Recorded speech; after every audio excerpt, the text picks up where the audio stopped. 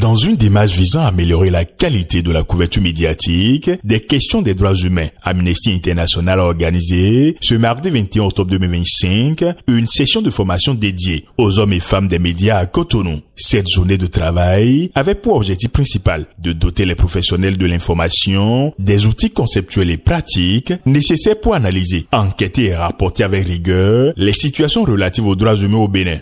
Cet atelier s'inscrit dans le cadre de la célébration de la Journée africaine des droits de l'homme. Nous avons voulu discuter un peu avec des universitaires, des web activistes et des journalistes et d'autres personnes de la société civile de la liberté d'expression.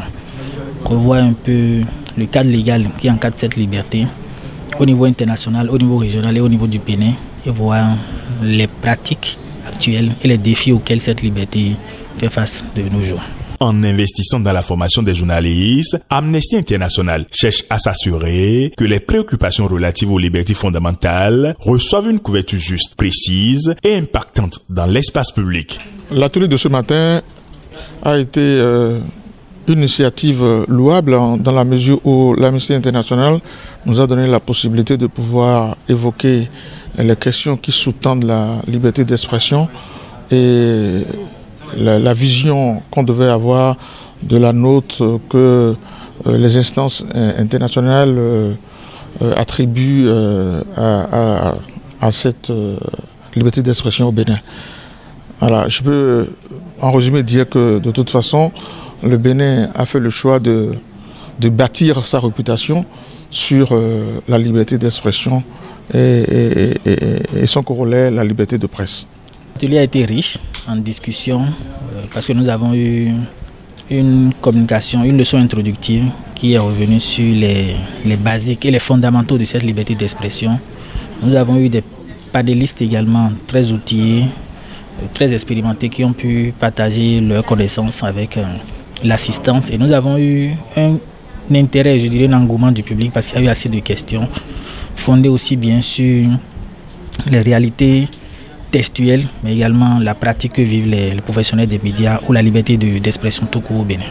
Je souhaiterais que la formation du personnel de la profession, surtout en matière de numérique, soit soutenue, qu'il y ait un dialogue permanent entre la HAC et les journalistes et la société civile. C'est très important pour espérer obtenir les résultats escomptés. Cet atelier vient pour quand même booster, apporter un de plus pour tout ce qui est liberté de presse au Bénin. Et je pense que voilà, c'est une opportunité pour les professionnels des médias d'en apprendre un peu plus davantage. Et parlant de ça, il y a beaucoup de recommandations qui ont été plus formulées au cours de cet atelier. Et s'il y a une recommandation que je retiens particulièrement et qui, voilà, qui je pense est quand même importante, c'est de se mettre ensemble. Aujourd'hui, il y a de plus en plus constaté que quand on parle de la liberté de presse, c'est qu'il y a un peu plus chacun qui n'essaie pas forcément d'apporter un peu plus appui à l'édifice. Aujourd'hui, il va falloir, et professionnels des médias, et citoyens béninois, et justice, et tous les acteurs à divers niveaux, puissent quand même prendre à cœur ce pan de la chose pour pouvoir quand même aider les professionnels de médias qui se retrouvent en difficulté ou non.